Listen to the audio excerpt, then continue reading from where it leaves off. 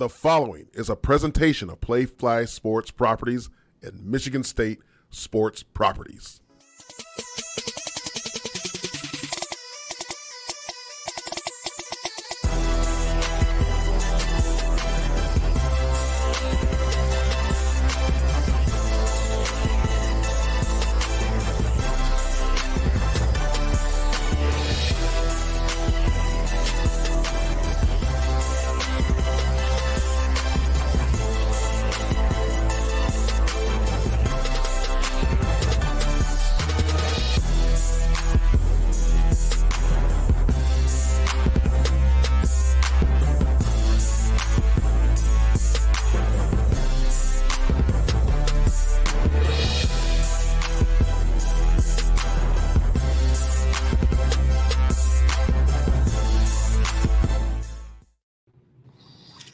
Well, welcome again. It is Thursday, March 9th, 2023. I'm your host, Jason Strayhorn, along with my co-host, Jehuu Caulcrick. Otis Wiley is on assignment dealing with the higher-ups in management and MSU athletics. He's got to do some important stuff, bringing you guys some good stuff down the road. So we're going to take it from here. Be sure to click the subscribe and like button. Thank you guys for listening to us live. If you're not live, click the button and follow us on our social media platforms, and this is how to do that. Thanks for tuning in to This is Sparta MSU. Interested in hearing more from us? Be sure to follow us on Facebook, Twitter, Instagram, and even TikTok. Click on the link in the bio to head to our link tree for more information. Help us grow our following by hitting the like and subscribe buttons. Tell your friends and family to do the same. Have an idea for a future episode? Let us know in the comments section below. And now, back to the show. Well, choo-choo, man. Hey, there's some guys down in Indianapolis this past weekend at the NFL Combine. Jayden Reed, Bryce Baringer did that thing. Talk about the results. Yeah, they absolutely did their thing. They came out there and, like we talked about in the show before, it's an opportunity to showcase what you have. And they went out there and they did that. You look at Jay Reed here, ran a 4.45 40 with that. And one of the big keys in there is that 1.5, that 10-yard split there, really because it's that quickness it shows that Jay Reed has. The vertical jump 33.5, standing broad jump 10 feet 1 inch, and his shuttle, those are the things. And, he didn't blow away people with 4.3. Some guys running 4.2s. You have big linemen running 4.4s, but the quickness that he possesses, especially at the wide receiver position, I think that's huge. If you can make those quick, shifty moves come, he didn't have any body catches. Just one thing I love there, ball in the outside hand, running down, use the sideline as your friend, catch and do everything. He's the guy that said, no, I'm not going to do that. I'm going to come out here and compete and showcase. And I think he won over a lot of teams and a lot of scouts by that gutsy performance that he had. Without question. I mean, he definitely proved everybody right as far as what they see on film. The 4.45, that's a good standard right there. He was under 4.5. That's usually the bar that's between okay, this guy is NFL ready. And he's faster than that on the field. Some guys run faster in their shorts and tank tops than they do in uniform. Jayden Reed's not one of those guys. He's actually faster on the field when you try to guard him. Very tough guard. And looking for him to have a stellar NFL career. We're going to have him in pro day. I'm sure he's going to do some things. Probably not a lot left for him to do before the NFL draft comes up. But moving on to Bryce Baringer, the punter, had an outstanding showing. Yeah, one of my favorite guys. You look at this punt chart here. This is something that's really cool here. You look at all the different punts that he had, and these are just the on-field open punts. What that means, you're standing in the middle of the field, and they say just punt it down as far as you can and everything like that. And he's averaging almost 50 yards every time he punts the football. But the thing that you need to realize here, if you play the game of football and you're on that punt cover team, something that's your friend that can really help you is that hang time. And he's averaging about 5 seconds of hang time. And in a lot of cases, that's unheard of for punters to have that 5-second hang time. And so looking at this is he's punting the ball far, he's getting distance and he's getting hang time. So what that really means for a cover team, you have the opportunity to avoid and stay in your lanes and get there and get down there, and it's going to lead to a lot more fair catches and everything like that. And we go here to a directional punt now. So these are going to be your coffin corner punts, everything like that. Punt right, punt left, because in the huddle you get these directions that you have to make these kicks at, and so it helps your cover team as well if you're accurate in this direction and you get the hang time as well. And once again, he's averaging over 50 yards in the directional punts with averaging over 5 yards, over 5 seconds of hang time. That's unbelievable for a punter. Oh, I mean, it's not even close. Go back to that one for a second, if you could. Like, when you look at the punt chart there, Bryce, at the top, if you look at punt number 5, people say, "Oh, well, what happened there? It's a 37-yard punt." That's a pooch punt. Because look at the hang time on it. It's 37 yards, but it's 5.25 seconds. So that thing was in the air for an hour for just a 37-yard punt. Right. I won't say guys like me, but guys, offensive linemen can get to 37 yards in 5.25 seconds. Absolutely. Yeah, and then so we take a look at the pooch punts there. Those are the ones that you're inside. You're in that gray area there. It's a little too far for your kicker to make a field goal. And hey, let's flip the field. Let's change the field here. And out of the 3, he only had 1 touchback, which is really good. And the big thing about it too is, look at where it's down. One of this first punt is down at the 6-yard line. The second one's down at the 11-yard line. And the hang time as well in these things, it gives your cover team time to get down the football. So just like Jay Reed, Bryce, both these guys, their stock is going up after their performance at the NFL Combine. Yeah, looking at this tweet here by Shane Graham. It says he's busted his tail in training. After seeing myself and many of the other great trainers out there, he came into the Combine with a mission. Bryce posted what many are calling the best punter performance at the Combine in recent memory. Wow. I mean, that's saying something. When you look at, how many punters get invited to the Combine? About 7, 8 per year. Right. And so with this performance, I think he definitely solidified himself as a draft pick in the upcoming draft. That's what we're looking for. Spartans getting drafted. It's rare for punters to get drafted. There's a lot of punters who can come on the free agent market and make it. It's a hard nut to crack when you think about it as a punter. There's only 32 jobs in the world in the NFL as a punter. It's tougher than a quarterback if you think about it, because they do carry mostly 2 to 3 quarterbacks on a roster, but only 1 punter. And Bryce looks to be one of those guys. Yeah, and if a team can, because this is what comes by, like punters aren't drafted very often, but if a team gets a really good punter, that's a defense best weapon right there, that punter to flip the field, put the defense in a position to be successful, to come up and have the opportunity to pin their ears back. We looked at those pooch punts, he punted it inside the 6, inside the 15, at the 11 and everything like that.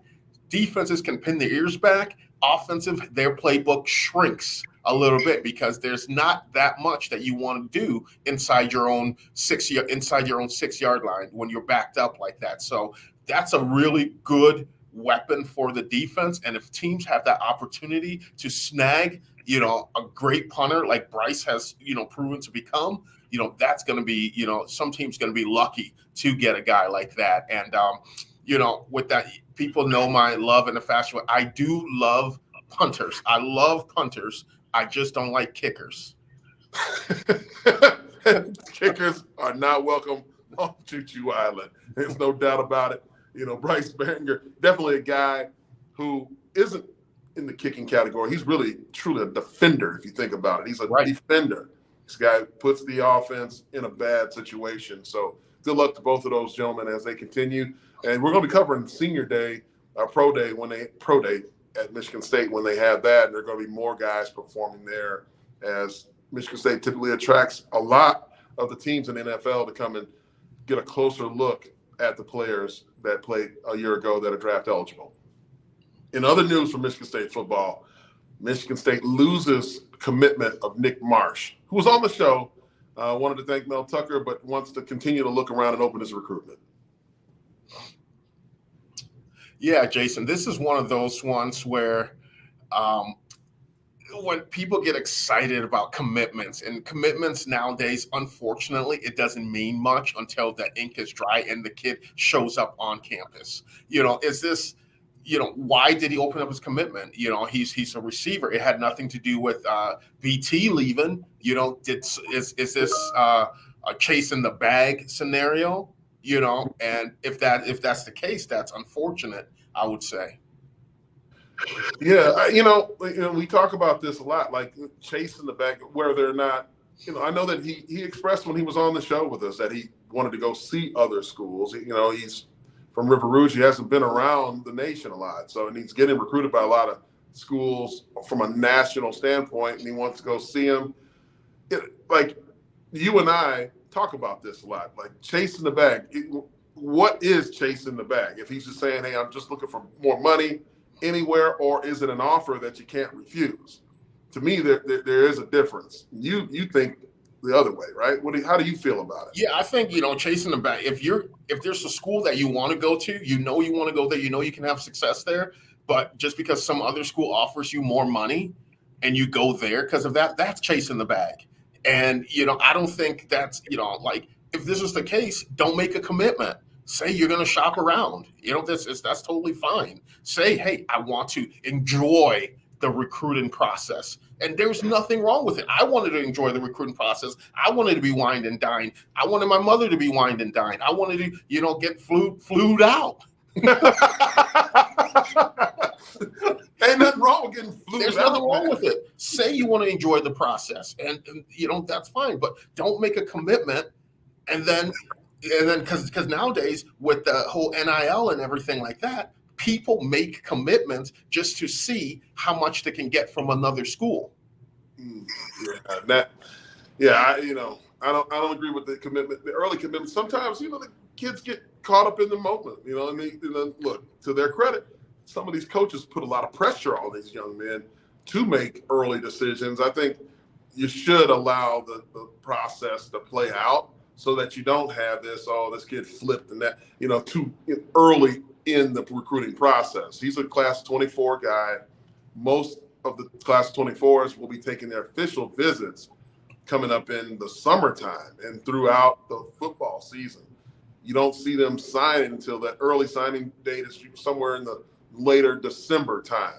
I don't know where it is for the 2023 or 2020. Yeah, those 2024s will be signing in late December of 23. So it's time. But his mother did post that she really hopes that her son still does go to Michigan State. So we remain hopeful for Nick Marsh to come back to Michigan State, but he will open his recruitment and move on to see other schools. We talked about it in our show a couple days ago. Michigan State, we're working on it, right? We're trying to get better, facilities-wise, NIL-wise, and all those things, so we're comparable to those schools that he may be going to see.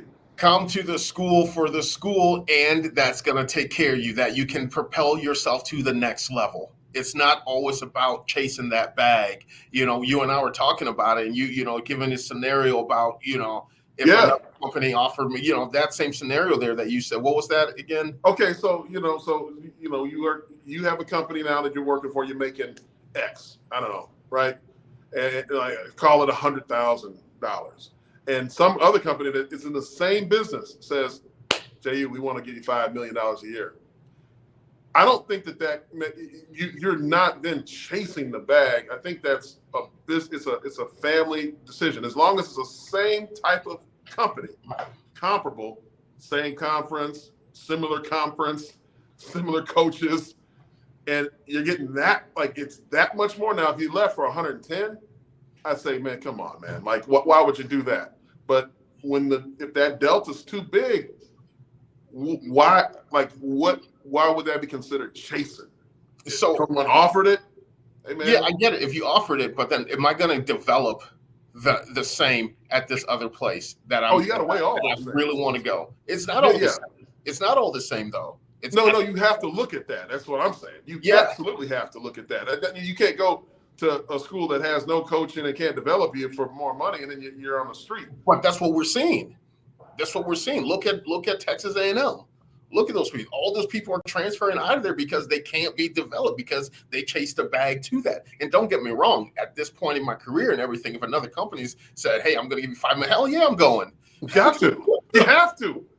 You got a couple miles over there, man. I mean, you'd be crazy. That's where I come from. Like, some of these schools are in a position where they make kids offers they can't refuse. And I'm not saying the schools, because it's not necessarily the schools, let's be technical. It's the collectives and all those people, assuming the rules have been followed.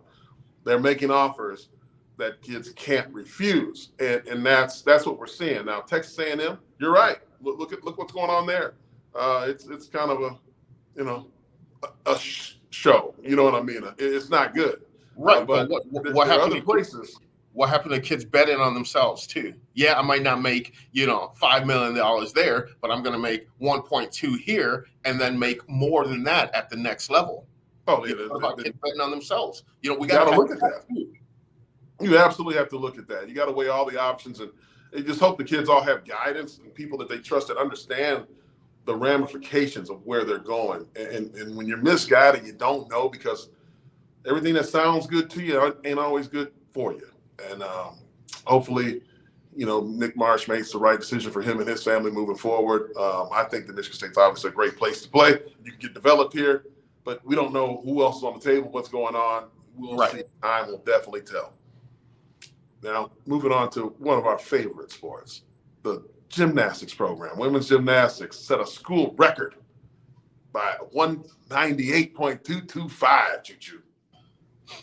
Yeah, that's, absolutely. We had, a gymnast on the show. We had Coach Rowe on the show as well. This 198.2, like that, the highest that you can get is 200. Just for the listeners out there that, don't understand how huge this is. And it's the first time in, program history having that, and two, perfect scores of 10. If you're doing something, if you're participating in something in a sport that is that technical, and you work, every single thing has to come together mentally, physically, gravitationally. All those things have to come together for you to get a perfect score, and you get two of them in the same meet, and then propelling your team to the highest score in school history.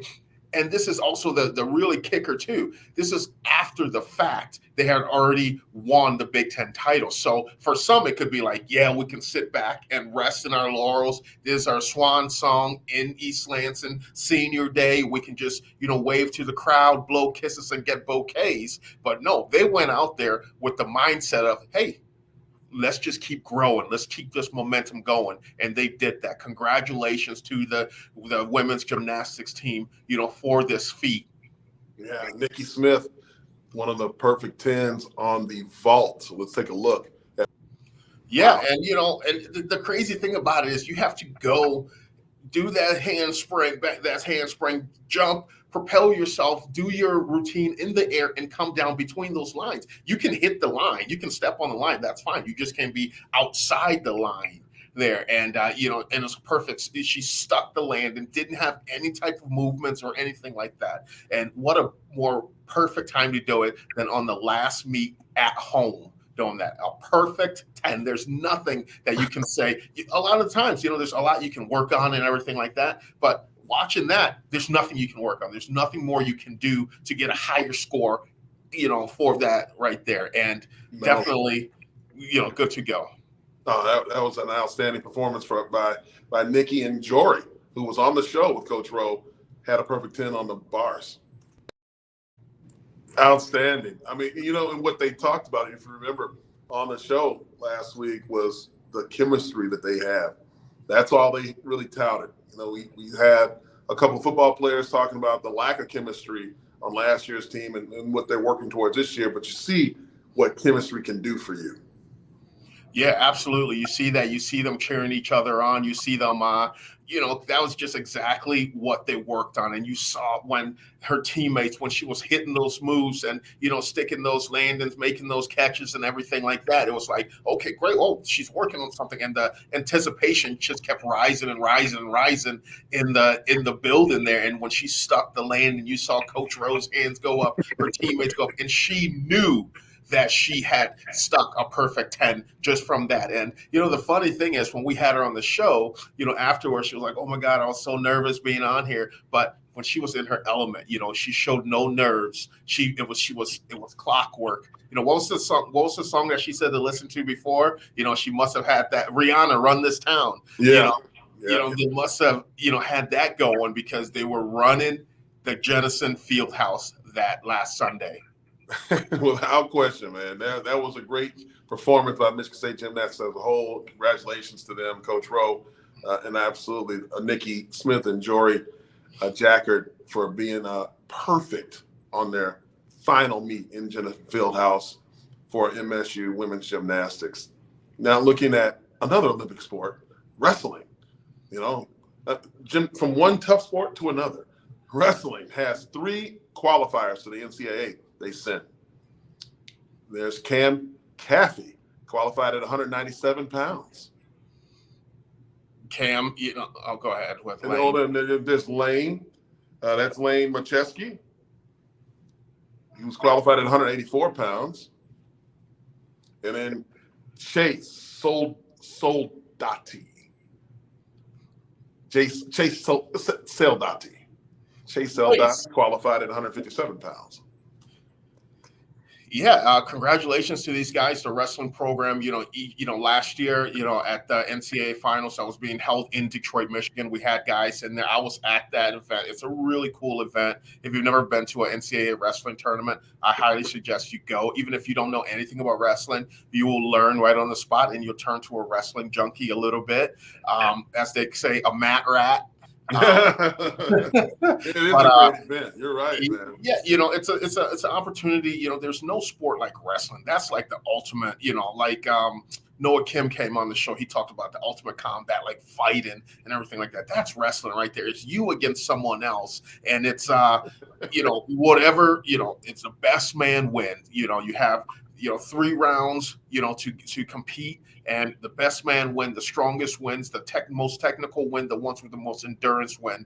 And I love, how can you go against Cam Caffey's hair? He has the hair, he has the look, and, the pose and everything like that. He has a bright personality. And, if you're making the trek to Tulsa for this year's NCAA wrestling tournament, my suggestion is there's this great watering hole in Tulsa, Oklahoma called The Bar. It's a really cool spot, strong libations, and you can't go wrong. It's small. You can order food to come in there. They don't have a kitchen. Tell them Choo Choo sent you. The Bar in Tulsa, Oklahoma. That's a wrestling capital right there, Tulsa, man. I mean, they know how to do it. And of course, the watering hole. We would expect nothing less from Choo Choo than to give you a place to imbibe. If you're into that sort of thing. If you're into that kind of thing. Yeah. But good luck to all of the Michigan State wrestlers who have earned the right to go to Tulsa in the NCAA, and hopefully they can bring back some high places, maybe a championship. Love to see it, man. Go green for those fellas. Moving on to another Olympic sport, hockey. Man, they had a nice series win over Notre Dame, winning 2-1. Yeah, this is the first series win, Big Ten tournament series win for the Spartans. It was a great series. Notre Dame took the first game, and Michigan State, came back, went to the drawing boards, sustained, and came back and took it. Great job for them. Coach Nightingale, when he came and he injected some juice, he injected some energy into this program, making the hockey season so exciting and fun. And at one point, it was one of the hardest tickets to get in East Lansing, is getting into Munn Ice Arena for a hockey game. And now they're going to take the show on the road to Minnesota on Saturday night as they take on the Golden Gophers. If they win this game straight, they definitely punch their tickets in the Big Ten finals to become Big Ten tournament champions. Ooh, we'll be definitely pulling for them on that one to make it happen. So against Minnesota. Yeah, that's going to be a good game. I'll be tuning in watching that, see if the Spartans can pull it off, man, and get to the championship. We have a special guest on the show coming up. But before we get to that with the special announcement, we're going to listen to this message from our friends over at IHOP. Introducing new sweet and savory crepes. Whether you like the flavor of cinnamon bun after sunset, or prefer to wake up to a little eggs and bacon, day or night, it's always time for crepes.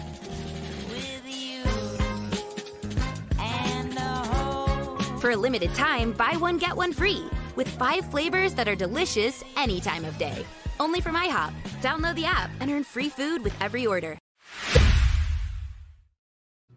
Question for you, Stray. Are you a crepe guy? Not really. Really. I'm not really a crepe guy either. You know, like it seems so fluffy and too like I need some substance, something that's gonna stick to me. Yeah, the closest I can do is like the International Pancake House. They had these like 49er flapjacks that are similar to that, but now I don't do that because I only eat IHOP pancakes. So, but I won't be doing the crepes. Well, maybe we got to try the crepes. We got to try the crepes. My wife's into that. I think my wife likes crepes. Yeah, it is. But it's quite fluffy. It is. It feels like if I eat, I'm going to start floating or something. You start floating. Well, maybe our guest coming on likes crepes. Maybe our guest does. He's like a great guy. MSU quarterback, great Detroit Lion draft pick and Super Bowl champion with the Tampa Bay Buccaneers. Drew Stanton joins the show. What's up, Drew? What's going on, guys? Drew, are you a crepe guy? You got me pegged, man. You already know. I like crepes. Yeah, I love breakfast food. So all breakfast food, I do not discriminate. And funny story about IHOP, not the one in East Lansing, but in Spring Lake. When I got my Super Bowl ring, the first place I ever wore it was to to IHOP. My son was there, and he's like, "Dad, you got to wear your ring out." And I was like, "Man, this thing is so big and so gaudy. I cannot wear this out." And so we go to breakfast, and I had it in my pocket, and all of a sudden I pull it out, and he was like, "You wore it!" And I was like, "Yeah, I had it on for 30 seconds at the IHOP in Spring Lake." So, as soon as that came up, I did not get crepes that day though. I got just a traditional breakfast. I'm sure that was a talk of the IHOP if people saw it. Probably when you pulled it out of the pocket, there was like a light that came up. Yeah. Like, what's going on over there? Must be a champion here. So, Drew, talk about some good news, some things that are going on with your organization. You're going to have a event coming up here in Michigan on March 31st. Yeah, exactly. So first of all, thanks for having me on, guys. Always good to connect with you and see what you guys are talking about. Everything Michigan State, we appreciate that because there's so many great things. But within that, my foundation, the High Five Foundation, we obviously have our golf outing in Michigan and looking forward to partnering with Coach Tucker again, make that event everything that it can be for Special Olympics. But this other event that I started last year is really, really cool. So it's a bowling event. Again, I try to do as much inclusive stuff as I can. And so through that, we're going to go on the road to Detroit in JU's backyard, have him there. Again, who doesn't like bowling? So we're going to team up. We're going to have a lot of fun. This will be the second annual event, and we're going to partner with Community Opportunity Center, a really neat organization that I just learned about last year. It's about helping special needs adults through assisted living around the Detroit area. A lot of this is privately funded, and obviously with the impact of COVID and people's availability to give these funds, it's very hard. So we had a great inaugural event and looking forward to build on that. There will be celebrities there. Jehuu already said he's coming. He's going to bring his bowling ball, and he's setting the tone. So that's kind of it. It'll be Friday, March 31st, as you said, from 12:30 to 4:30. We get the people at Oak Lane's Pub and Grill right there on Middle Belt and Westland are gracious enough to host us again. So again, anytime I do an event, I want everybody to be able to come out, have fun, but also raise awareness for the causes that we believe in and want to go out and support. Yeah, that's excellent. See the highfivefoundation.org right there, the website, if anybody wants to give. But man, you can't beat Westland, a bowling alley in Westland. That sounds like a good time, man. Cold beer, coldest beer in town. Oh yeah, You had me at pub. the pub. Oh yeah. Yeah, Drew. Like you one of a kind, type of guy. I had the opportunity to, you were my quarterback at Michigan State. I remember one time I thought I was going to get really just chewed out because, the quarterbacks are known as the golden gooses, on off. And one time there was one play we came and we just banged into each other one time. And then there was another time I stepped on your toe and, just the quietest I've ever heard it go into practice was, and thank God I was not in there. It was during blitz pickup and someone didn't get the D-line got back, Drew threw and his hand got hit on the helmet and everybody went dead quiet. And all the running backs are back there like, thank God I wasn't in there. Who was it? Was it AJ? Was it AJ Jimerson? It was AJ.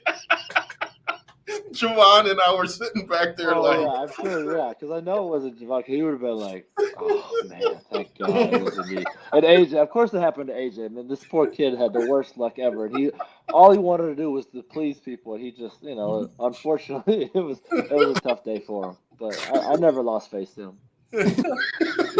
But through all that stuff, you always had a knack for helping people, and I know you were big into I believe it was the Hartwood School in the Lansing area there. That Thursday or Tuesdays or off days, you were big into going there helping. You were drawing guys to go in there for like the Special Olympics days and all that stuff there. And what was that what really drove you towards that cause? Yeah, exactly. All right. So my foundation, when I was drafted by the Detroit Lions in 2007, I already had so many resources in place.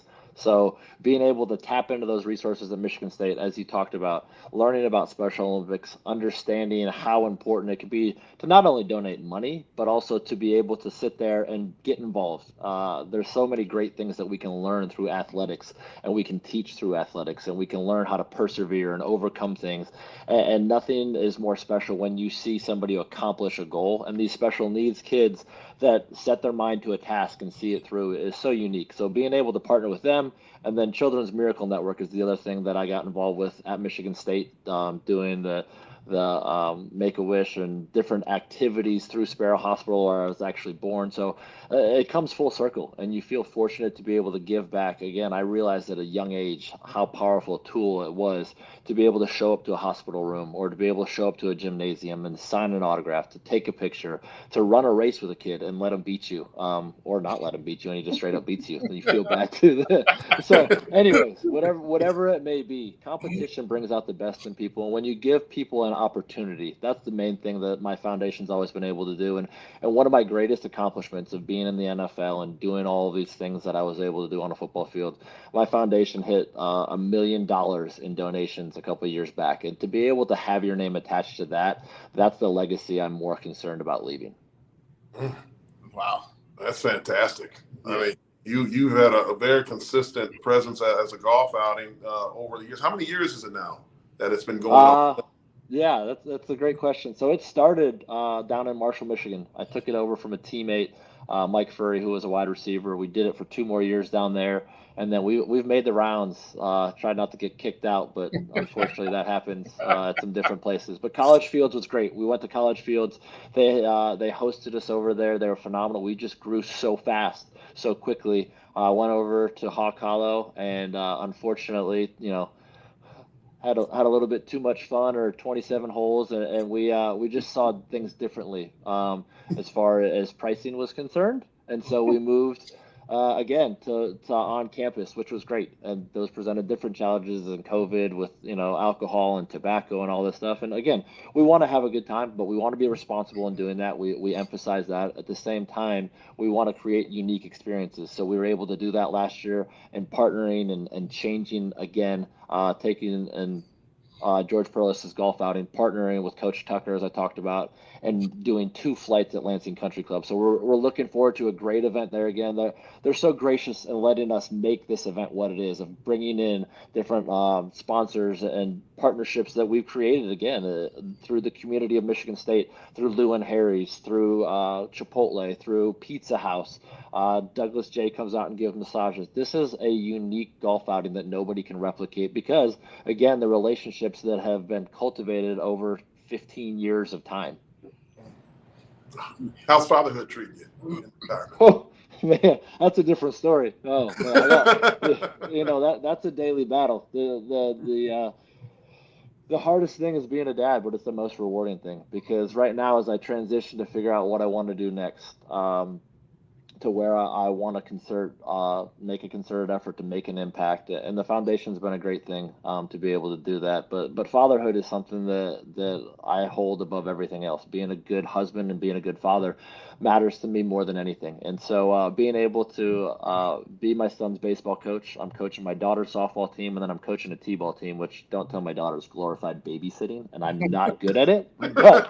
But she looked at me with these eyes and she's like, "Daddy, you're going to be my coach too, right?" And I was like, "Oh, yeah." I thought I was going to get out of this. It's like half the time it's a successful practice. If no kid like picked up a bat when he wasn't supposed to, or hit somebody, or a ball didn't hit some kid, or they didn't play in the dirt too much. But that's the joy of parenthood, is you get the opportunity to be invested in their lives, and I don't take a single day for granted in that regard. Yeah, that's really cool. I remember, talking to you a couple weeks back, and it was draft day. You were at your son's baseball draft, and the whole draft board and everything. Oh yeah, no, I slotted.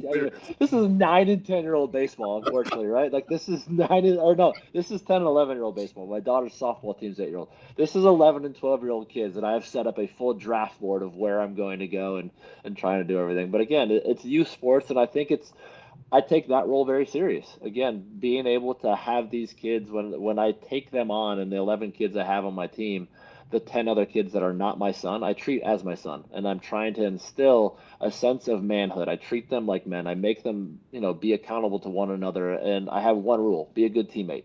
And it's all encompassing. Be a good teammate. And I can simply look at them and say, "Is that being a good teammate?" And they're like, "Oh man." So what's the name of the team? We're still working through that. We got the old school, so we're sponsored by the Diamondbacks. We got the old school, like, purple pinstripes with the black sleeves. They're sweet. And I just told the kids, because I was like, we got to come up with a name. We have to have a name so we can have an identity. And they're like, nobody came up with it. And I was like, all right, if you don't show up on Friday with a name, you're going to just start running laps. And everybody's like, oh, man. Now, I probably won't make them really run laps, but I want to, at least scare them into doing that. I came up with the name of the Kingpins, so we got pinstripes, which is also going to coincide with the bowling alley. Oh.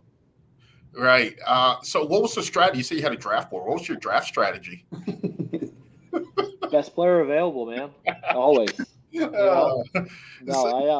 Value picks. I'm all over the board.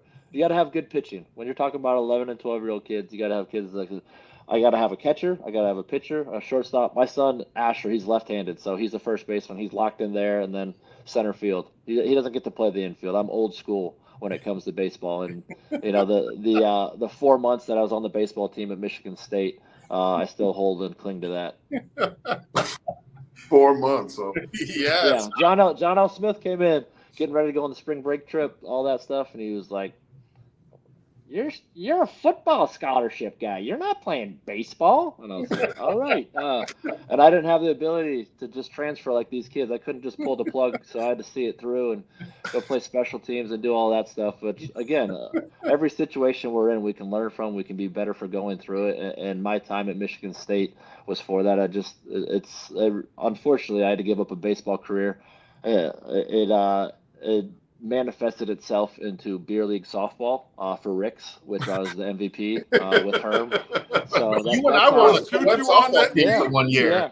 You and I were on a co-ed softball team for 1 year. Yeah, for sure we were. Yeah, Rick sponsored, huh? Rick sponsored. Herm was the pitcher. He had to pitch, but I was a shortstop, and that's what it became. It became playing baseball as a freshman at Michigan State, pitching and getting ready to do everything, to then doing that. And then going into my senior year, I hadn't played in 5 years, and Kirk Gibson came up to me and he was like, hey, He was like, you don't need to go to the combine. You don't need to do any of this stuff. Just go play baseball this spring. And I was like, are you out of your mind? And I was like, it worked out for you, but like you're one of one. Like you're arguably one of the greatest football players to ever play at Michigan State. And everybody knows your illustrious baseball career. Right. I was like, that's not real sound advice for me to sit here and say, I'm just not going to go to the combine. I didn't have that luxury. My senior year didn't go according to plan. It wasn't everything that it was meant to be.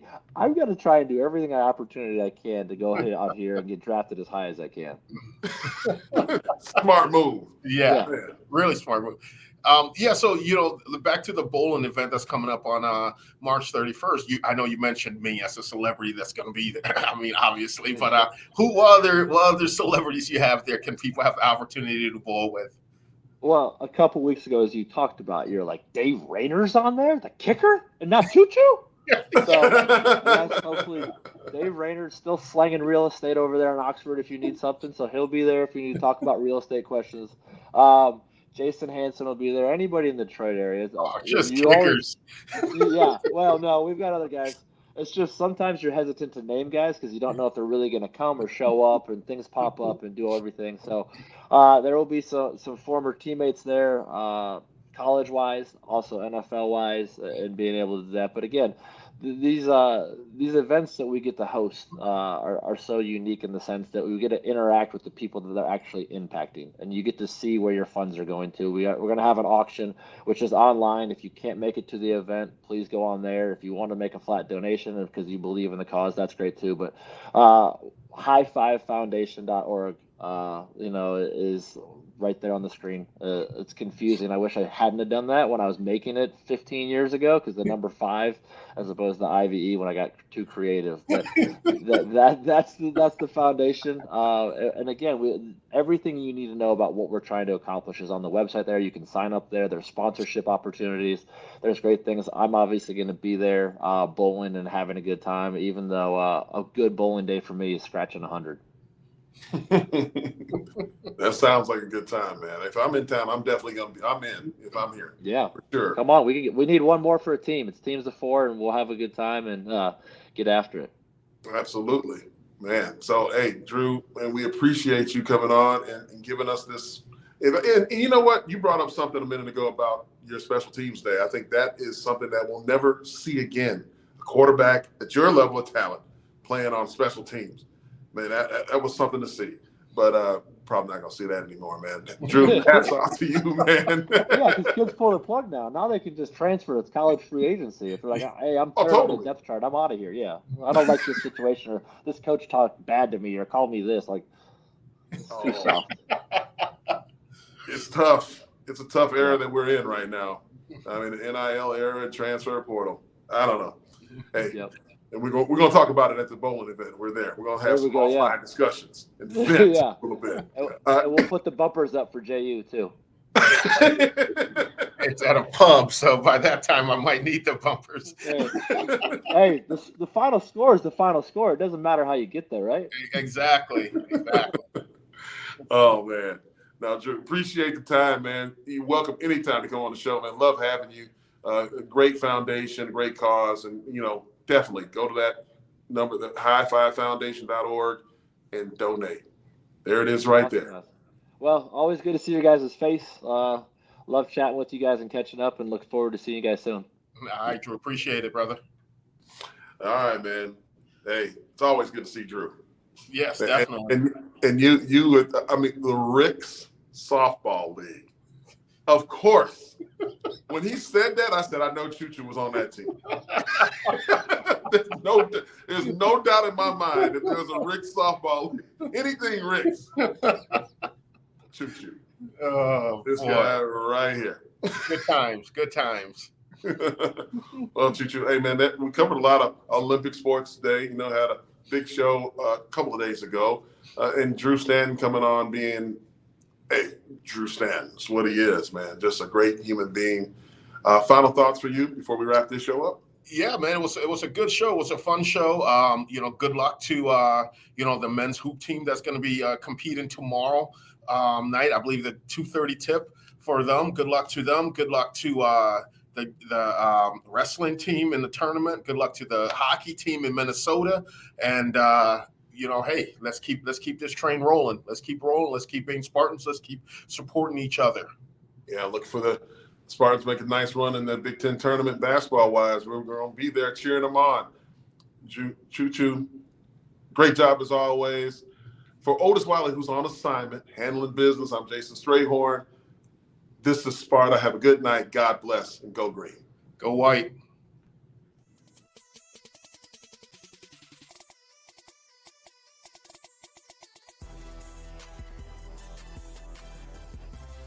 This is Sparta MSU as a combined presentation of Playfly Sports Properties and Michigan State Sports Properties. The show is produced by Pete Menez with additional support from Tony Costella.